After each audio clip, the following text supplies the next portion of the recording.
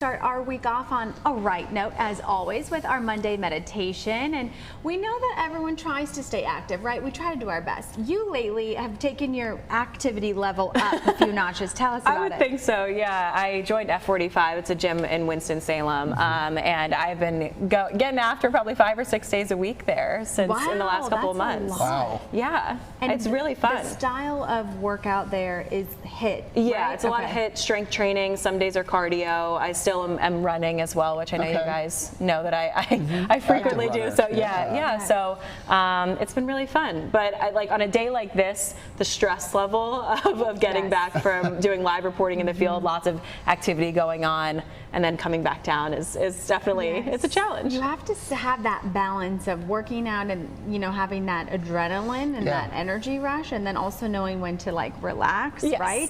So I know that it does kind of feel like sometimes it's hard to find that happy medium, right?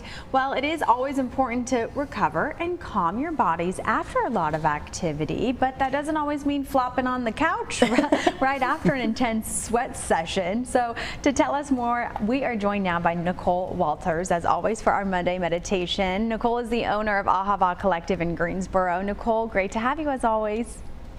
Hi, good morning. Always great to be here. Yes. So please tell us, what is active rest? These terms, active rest, you don't always hear together. And how does it differ from what you're calling sacred rest?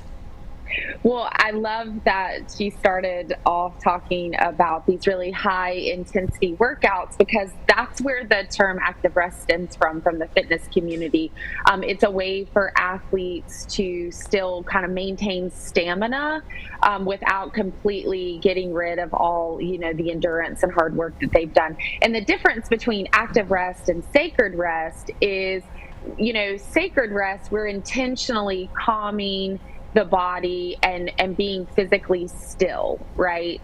Active rest is resting with movement and activity. So the same way we would do that for our physical bodies after a really hard workout, we want to try to build up stamina in our emotional and mental well-being as far as active resting our brain, because it works sometimes harder than our body does some days, and that can create a lot of fatigue. Stress and anxiety create a lot of fatigue in the body. When you just can't seem to quiet down your mind, that happens a lot.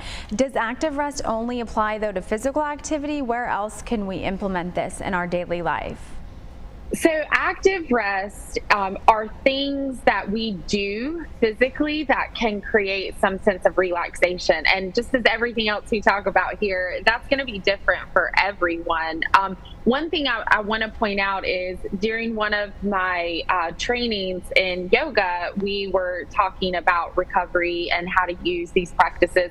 And I heard this statement that really stuck out with me. It was called, if we do too much, then we risk injury. But if we do too little, we'll risk atrophy. So when we have these really hard days or a tough day at work, it's natural to want to come home and just flop down on the couch. Like, I'm guilty of that too. And sometimes that's okay. We just don't want to create that habit, because what happens is it actually sort of allows that fatigue to settle into our bodies, and it makes it even harder to kind of come out of that state. So if we find activities that are relaxing to us, whether that's folding laundry or going for a walk or doing a crossword puzzle or reading, any kind of leisure thing that kind of gets us back into the moment, but out of that anxious and stressful state of mind, is going to create more energy in the long run. And Nicole, what do we do when we need active rest? You have 4. Can you mention those again for us?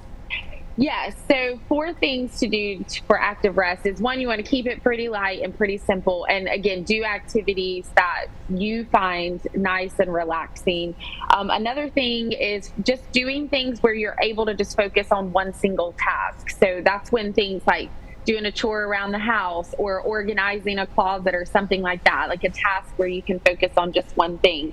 And the most important out of the 4, I would say, is getting in the habit of really taking a moment to define what mood you're in, what level of energy you have, and then make a decision on what task is going to work best for you. Because maybe sitting down and reading a book isn't going to cut it if you're feeling a lot of like built up energy. That might be something that requires more of, you know, a long walk or a hike in nature, something like that.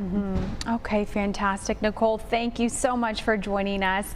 And for you at home, if yoga seems like great active rest to you, maybe you can check out the offerings at The Collective at the website on your screen now, ahava-collective.com.